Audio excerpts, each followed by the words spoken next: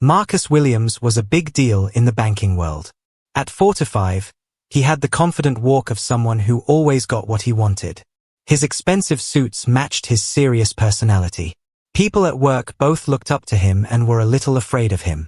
Marcus had built his career through calculated risks and strategic networking, rising to become one of the most respected investment bankers in the city. Tanya Williams, only 32, used to be a model before becoming an interior designer for rich clients. She kept her model-like grace, with her slim figure and beautiful features turning heads everywhere. Unlike her serious husband, Tanya was warm and full of life. Her real laugh could brighten any room. Tanya had transitioned from modeling to design 7 years ago, around the time she married Marcus. Her eye for beauty had quickly established her among the wealthy. Their downtown penthouse showed off their money and Tanya's great taste. Huge windows gave amazing city views, with simple white furniture and expensive art pieces that Marcus bought as investments and Tanya chose because they were beautiful. Every element in their home was carefully selected and perfectly maintained. The apartment, like their marriage, was a showcase of success that impressed everyone who visited. But underneath, problems were starting to show. Marcus tried to control things beyond work, making comments about who Tanya spent time with or how she spent money. He would check her schedule frequently, questioning her lunch meetings. Meanwhile, Tanya seemed bored at their dinner parties, her eyes wandering as if looking for something more exciting than Marcus's work friends. She would drink a little more wine than necessary, seeking stimulation in a world that had begun to feel stifling. Devin Reynolds was nothing like Marcus. At just 30, he had the energy of a young success story. As the founder of a new tech company focused on green energy, Devin had recently gotten major funding that put him on the map. His company was developing solar solutions that had caught investor attention. He dressed in designer jeans with nice jackets instead of suits, showing his fresh approach to business. Where Marcus calculated, Devin innovated. His employees were fiercely loyal, drawn to his vision of changing the world. Layla Reynolds, 39, was the practical force in their relationship. As a marketing executive, she was known for her smart business moves and understanding of what people want. Her career had been built on identifying trends before they emerged. Her polished but bold style showed her confidence. Layla commanded respect at work while staying approachable. She had met Devin 5 years ago at a business event where she was a mentor. Their connection had been immediate despite their 9-year age gap. The Reynolds lived in a modern house in a nice suburb. Their home was filled with the latest technology and designed for entertaining, with a great kitchen opening to a dining area overlooking their pool. The house featured smart systems throughout that Devin had customized himself.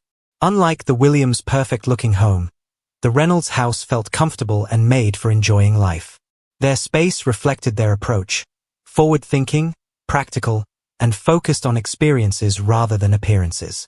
They first met on April 15, 2019, at a charity event for the City Art Museum. The event brought together the city's most influential people. Tanya was talking with some donors when Layla approached, admiring the modern light installation. Layla had recognized Tanya from a design magazine and started a conversation about interior trends. Tanya, happy to be acknowledged for her professional work rather than modeling, engaged enthusiastically. Across the room, Marcus was networking with potential investors when Devin approached him confidently. Devin had researched Marcus's work on energy investments and referenced specific points from Marcus's recent analysis. Marcus, initially reserved, found himself drawn into an unexpectedly stimulating conversation. Devin's innovative perspective offered fresh angles that even Marcus found intriguing. The two couples found themselves seated at the same table during dinner. Their conversation flowed effortlessly from business to art, politics to travel, with none of the awkward pauses that often characterized these social functions. Despite the age differences, they discovered complementary dynamics. Marcus appreciated Devin's fresh perspective, while Tanya was drawn to his genuine enthusiasm. Devin respected Marcus's experience, while Layla and Tanya discovered shared interests in design and culture. The evening ended with contact information exchanged and a suggestion from Marcus to continue their conversation over dinner, an unusually spontaneous invitation. The initial dinner led to another, then weekend outings and eventually short trips together to nearby wine country. What began as networking quickly evolved into genuine friendship, with the couples finding themselves increasingly drawn to each other's company. Their friendship deepened through shared experiences, from wine tastings to gallery openings, concerts to weekend retreats. During these gatherings, subtle signs of marital dissatisfactions began to emerge. Marcus would comment on Tanya's social media presence while Tanya would roll her eyes at Marcus's rigid planning. Devin sometimes seemed distracted while Layla occasionally made cutting remarks about his boyish enthusiasm. On a weekend trip to wine country in July, as they relaxed on the terrace of their rented villa with an expensive bottle of wine, the dynamics shifted subtly but significantly. Marcus and Layla found themselves deep in conversation about career ambitions and sacrifices, discovering a shared perspective that their spouses didn't understand. Meanwhile, Tanya was laughing genuinely at Devin's stories of college adventures and road trips, experiences far removed from her controlled life with Marcus. By fall, the couples were meeting at least twice a month, their gatherings becoming a fixed feature in their otherwise busy lives. What had begun as a social connection was evolving into something deeper and more complex. The age differences fostered intriguing cross-couple dynamics, Marcus finding in Layla a peer who understood corporate ambition, while Tanya discovered in Devin a reminder of the spontaneity that had faded from her own life. As October ended, none of them could have predicted how their deepening friendship would soon cross boundaries they had never imagined, setting in motion events that would ultimately lead to obsession, betrayal, and murder. As fall colors peaked in early November 2019, the two couples decided to spend a long weekend at a luxury lake house Marcus had access to through a client. The property sat on a private stretch of shoreline, surrounded by trees splashed with red and gold, 2 hours from the city but worlds away from their busy lives. They arrived on Friday afternoon, cars loaded with expensive luggage, gourmet food, and more bottles of wine than 4 people could reasonably drink in 3 days. The first evening passed pleasantly with a meal Tanya had arranged to be catered, followed by drinks around the massive stone fireplace that dominated the living room. Saturday was spent hiking nearby trails and touring a local winery, with dinner cooked by Devin, who surprised everyone with his previously unmentioned culinary skills. By the time Sunday evening arrived, they had settled into a comfortable rhythm, the boundaries between couples blurring slightly with each passing hour and each emptied bottle. That night, after they had finished the 3rd bottle of an expensive Cabernet, they gathered in the hot tub on the back deck. The lake house was completely secluded, no neighbors visible through the trees. The only sounds the gentle lapping of water against the shore and the occasional call of a night bird. Steam rose around them, mingling with the crisp fall air as stars appeared in the darkening sky. Layla, who had been unusually quiet during dinner, suddenly laughed and raised her wine glass. The alcohol had loosened everyone's inhibitions, their faces flushed from both the hot water and the wine. She made a comment about how they all seemed more relaxed with each other than with anyone else. Then, seemingly as a joke, she suggested they might consider spicing things up sometime. Her words hung in the steam-filled air for a moment. Nervous laughter followed, but no immediate rejection of the idea. Marcus, typically so controlled, studied Layla's face with unexpected interest. Tanya's eyes darted to Devin, who was looking at his wife with raised eyebrows. The conversation that followed was halting at first, hidden behind jokes and hypotheticals, but gradually became more direct as they realized all 4 were intrigued rather than offended. By midnight, with another bottle empty, they had moved inside and were seriously discussing possibilities. Marcus, ever the strategist, was the one who began outlining potential rules and boundaries. No emotional attachments. Complete discretion. Equal participation. The option to end the arrangement at any time without impact on their friendship.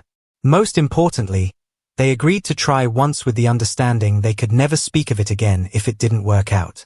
The next morning, with heads slightly fuzzy from wine and hot tub heat, there was an unspoken agreement not to mention their late-night discussion until they had time to consider it individually. The drive back to the city was quieter than usual, each lost in private thoughts about what they had tentatively agreed to. A week passed with no mention of that night, though text messages between the couples about everyday matters continued as normal. Then Layla sent a group message suggesting they all celebrate New Year's Eve together at the Williams penthouse. The message ended with "to new beginnings," a subtle acknowledgement of what they all knew was being proposed. 3 affirmative responses came quickly. The Williams spared no expense for the evening. Tanya had the penthouse decorated with elegant winter-themed arrangements, white orchids and silver accents throughout the already impressive space. Marcus arranged for a private chef who prepared a 7-course meal paired with wines selected from his personal collection. By 10 o'clock, they had moved from the dining table to the living room where champagne was chilling in silver buckets. As midnight approached, the conversation became more stilted, an unusual awkwardness descending over the normally comfortable group. Tanya fidgeted with her jewelry. Devin checked his watch repeatedly. Layla sipped her champagne too quickly. Marcus alone seemed calm, though his eyes revealed the intensity behind his composed exterior. At 11:45, Marcus stood and suggested they might want to prepare for midnight. The statement, innocent to any outsider who might have heard it, carried unmistakable meaning to the 4 of them. After a moment's hesitation, they moved towards separate bedrooms, Tanya with Devin, Marcus with Layla. What followed was a mixture of excitement and discomfort, desire and doubt. In one bedroom, Layla's experienced confidence paired with Marcus's controlled intensity. In another, Devin's youthful enthusiasm met Tanya's elegant sensuality. The boundaries that had defined their marriages for years dissolved, replaced by new connections that felt both forbidden and freeing. The next morning, they gathered for breakfast with forced casualness, avoiding direct eye contact while trying to appear normal. The conversation was purposefully mundane, discussions of upcoming work projects, a new restaurant opening downtown, an exhibition Tanya wanted to see. Yet beneath the ordinary topics ran an electric current of awareness. Subtle glances exchanged. Small smiles quickly hidden behind coffee cups. A new dynamic had been established, impossible to ignore yet difficult to acknowledge directly. 2 weeks later, Marcus sent a message to the group suggesting dinner at a private dining room in an exclusive restaurant. The evening ended at the Reynolds home, the arrangement continuing with less awkwardness than the first time. By February, they had established a pattern, once a month, alternating between homes, always with the understanding that what happened within their closed circle remained there. They created strict rules to protect themselves and their arrangement. No private contact between swap partners outside their scheduled evenings. No mention of their activities to anyone else. No emotional attachments beyond friendship and physical attraction. Their phones stayed in a drawer during their evenings together. Each couple would arrive and leave together. The rules created a framework that made their unconventional behavior feel controlled and therefore acceptable. Surprisingly, their primary marriages seemed to benefit initially. The excitement and novelty of their arrangement spilled over into everyday life. Marcus was less controlling with Tanya, appreciating her more after experiencing Layla's different personality. Tanya was more engaged with Marcus, no longer bored by their routine. Devin paid more attention to Layla's needs, while Layla softened her critical tendencies toward Devin. By summer 2020, their monthly meetings had become an established part of their lives, anticipated with excitement rather than nervousness. The initial discomfort had given way to increased intimacy between all 4. They developed rituals and patterns, certain music would be playing, specific drinks would be served, conversation would follow familiar paths before they paired off for the evening. The security of their friendship remained seemingly intact. To outside observers, they were simply 2 couples who enjoyed each other's company, successful professionals who shared interests and social standing. No one suspected that behind closed doors, they had created a private world with its own rules and boundaries that would eventually prove far more fragile than any of them imagined. By July 2020, 6 months had passed since the couples began their arrangement. What had started as an exciting diversion had settled into a comfortable rhythm. They met on the first Saturday of each month, alternating between homes, maintaining their careful rules. To outsiders, they were simply close friends who enjoyed dinner parties. No one suspected the true nature of their relationship. But beneath the surface, something was changing. Devin had begun to look forward to these evenings with an intensity that went beyond physical attraction. When he was with Tanya, he felt a connection that was increasingly absent with Layla. Tanya's combination of sophistication and warmth fascinated him. During their June meeting, as the others chatted in the living room, Devin had pulled Tanya aside, ostensibly to show her a new art piece in the hallway. Instead, he had pressed a small box into her hand.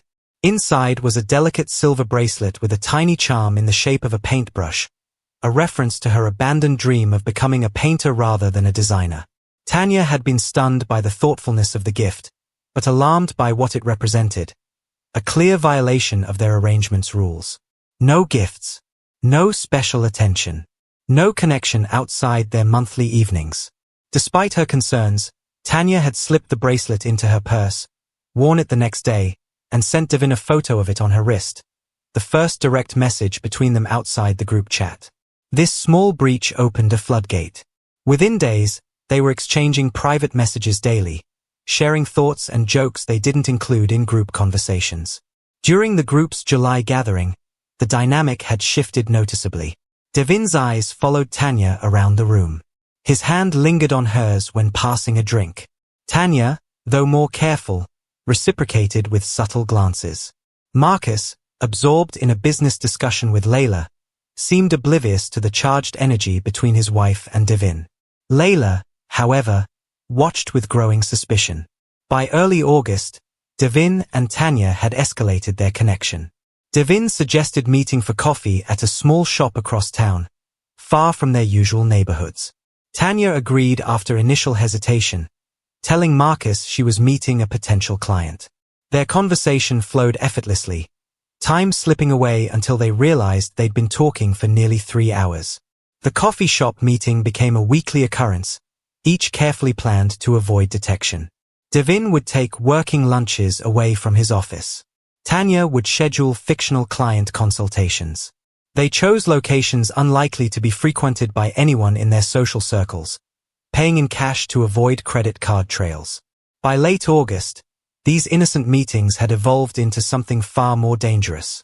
Devin booked a hotel room during a day he claimed to be at a business conference. Tanya told Marcus she was visiting a design showroom. Their afternoon together crossed the final boundary. What had been sanctioned within their arrangement was now an outright affair conducted behind the backs of both their spouses and arrangement partners. In the hotel room, Devin whispered to Tanya that he was falling in love with her. The words changed everything. Their physical relationship, previously compartmentalized to designated times with implicit permission, was now infused with emotional significance that violated the most important rule. Tanya, caught between excitement and fear, didn't return the declaration but didn't reject it either. She was drawn to Devin's energy and genuine affection, so different from Marcus's controlled approach to everything including love. Yet she was deeply conflicted, aware of how much they stood to lose if discovered. Her lifestyle with Marcus provided security and status she had worked hard to achieve. Despite her reservations, Tanya found herself increasingly invested in her connection with Devin. Their secret meetings increased from weekly to several times a week. They grew bolder, less careful about their digital trail. Text messages weren't deleted promptly. Hotel receipts were carelessly tossed in car consoles rather than immediately destroyed. Devin began researching apartments, planning for a future with Tanya. During their conversations, Devin spoke more frequently about leaving Layla. He argued that their arrangement had already damaged their traditional marriages beyond repair, that honesty might be painful but ultimately freeing. Tanya listened, sometimes agreeing in the moment while in Devin's arms, but later backing away from such decisions when she returned to her life with Marcus. In mid-September, the carefully constructed facade began to crack. Layla, increasingly suspicious of Devin's unexplained absences, checked his phone while he showered one morning. What she discovered was devastating. Dozens of intimate messages between Devin and Tanya, photos they had exchanged, and calendar entries disguised as business meetings that aligned perfectly with his unexplained absences. Layla waited until Devin left for work, then spent hours reading every message, cataloging every lie. By the time Devin returned home that evening, she had composed herself into a state of cold fury. She confronted him immediately, quoting his messages verbatim, watching his face collapse as he realized the extent of his exposure. The argument that followed was initially explosive, with Layla throwing objects across their stylish living room while demanding explanations. Devin, after initial denials, finally confessed to having developed genuine feelings for Tanya beyond the physical relationship permitted by their arrangement. His admission that he had considered leaving the marriage sent Layla into another rage before she suddenly, unnervingly, grew calm. Instead of threatening to end their marriage immediately or expose the affair to Marcus, Layla suggested a surprising alternative. They would continue the arrangement as if nothing had changed.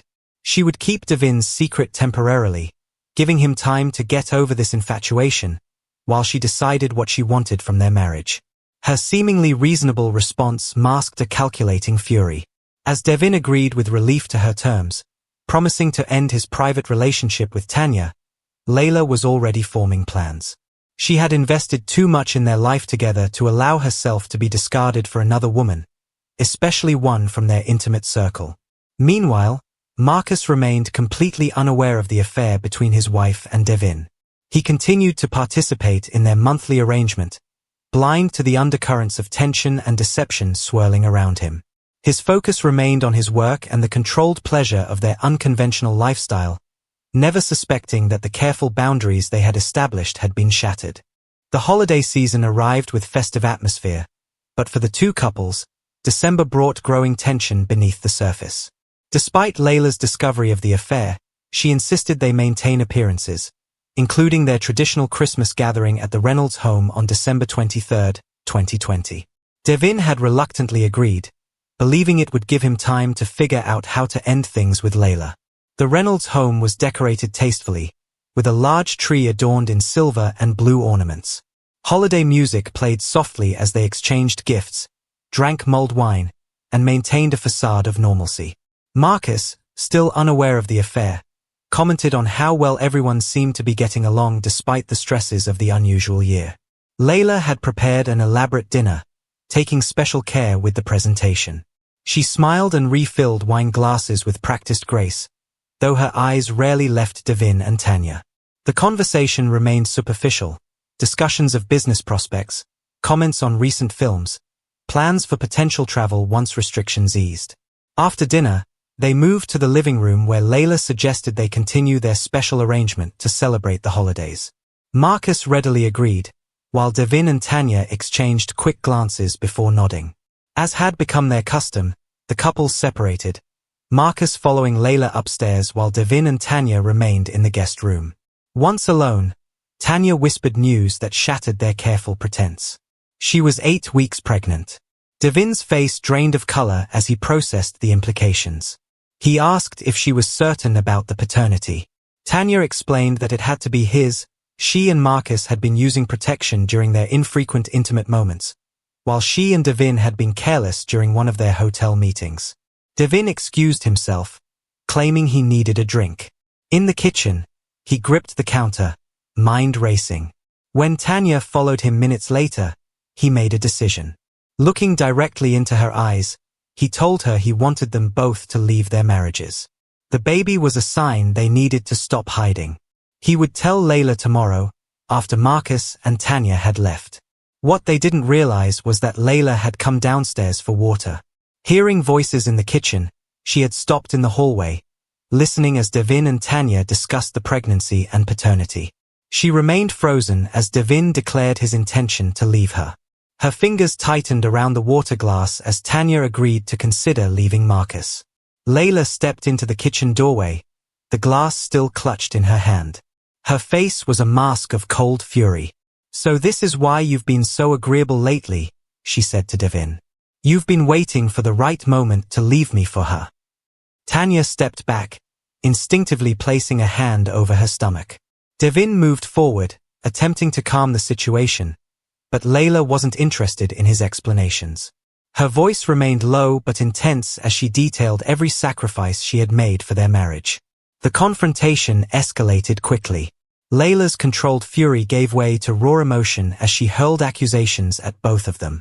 Tanya, tearful but defensive, tried to explain that they hadn't planned for things to develop this way. The sound of raised voices brought Marcus downstairs. He entered the kitchen to find his wife in tears, Devin looking desperate, and Layla in a state of rage.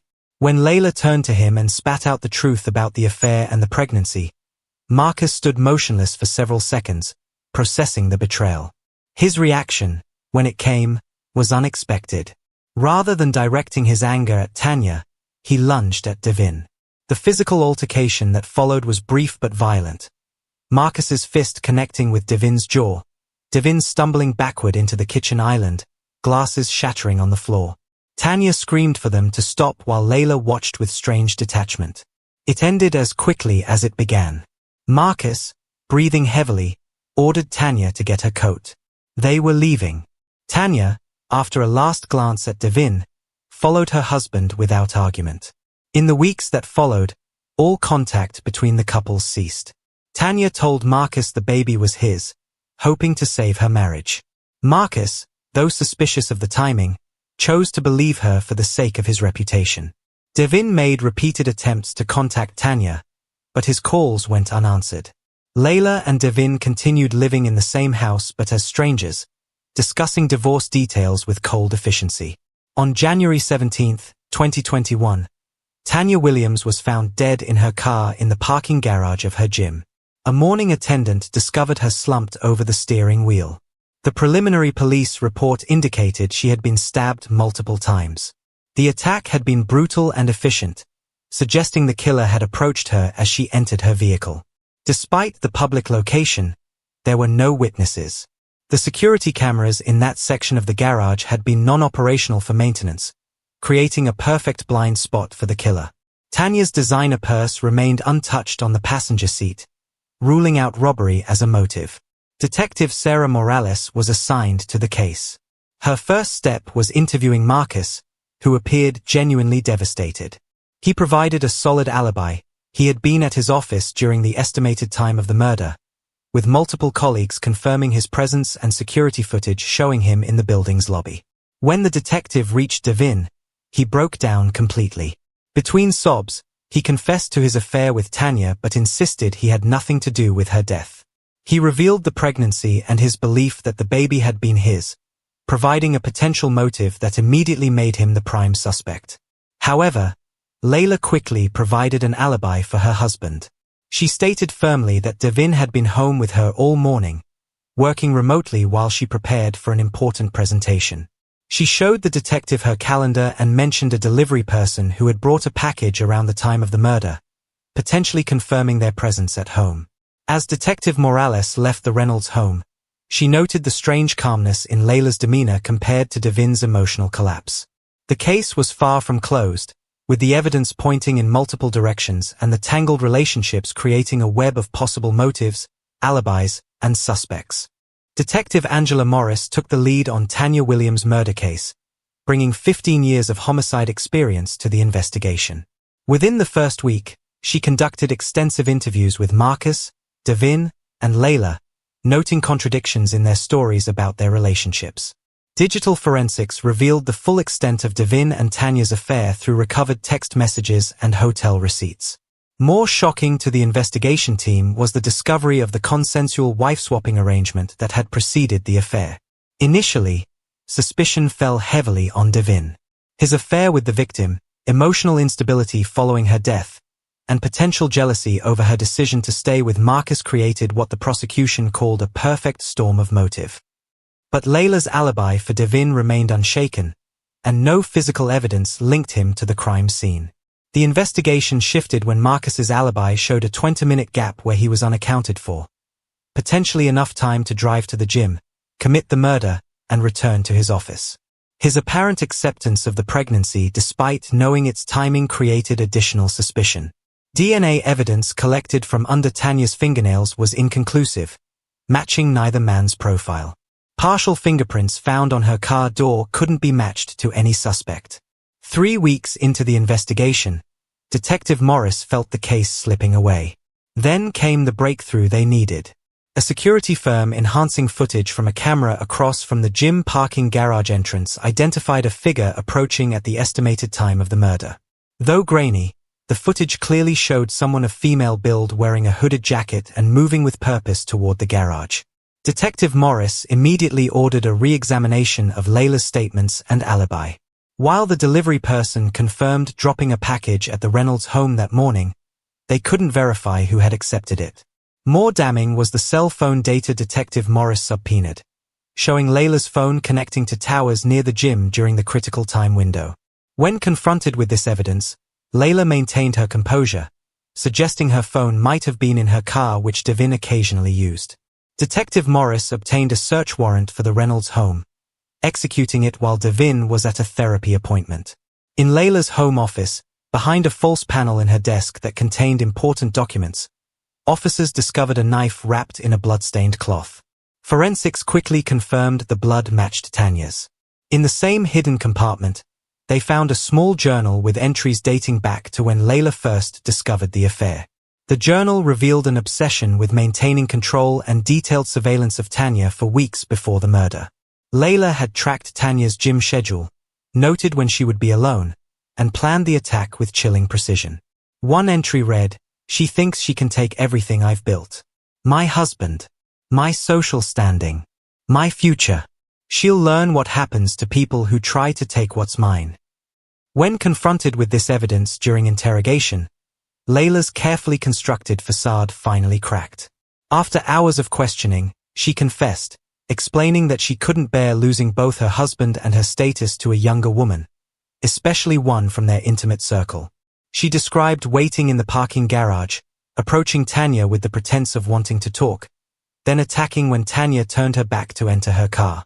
Layla Reynolds was charged with first-degree murder and held without bail. The trial was brief but sensational, ending with a conviction and sentence of life without possibility of parole. In her final statement to the court, Layla expressed no remorse, stating only that she took what was mine, so I took everything from her. Marcus Williams resigned from his position and sold the penthouse, moving to another state to escape the notoriety. He declined all interview requests and withdrew completely from public life. Devin Reynolds was left to process his overwhelming guilt and grief. DNA testing later confirmed he had indeed been the father of Tanya's unborn child, adding another layer of tragedy to the already devastating case. Detective Morris, in her final report, reflected on how a fantasy that began as an exciting diversion had evolved into obsession and ultimately murder.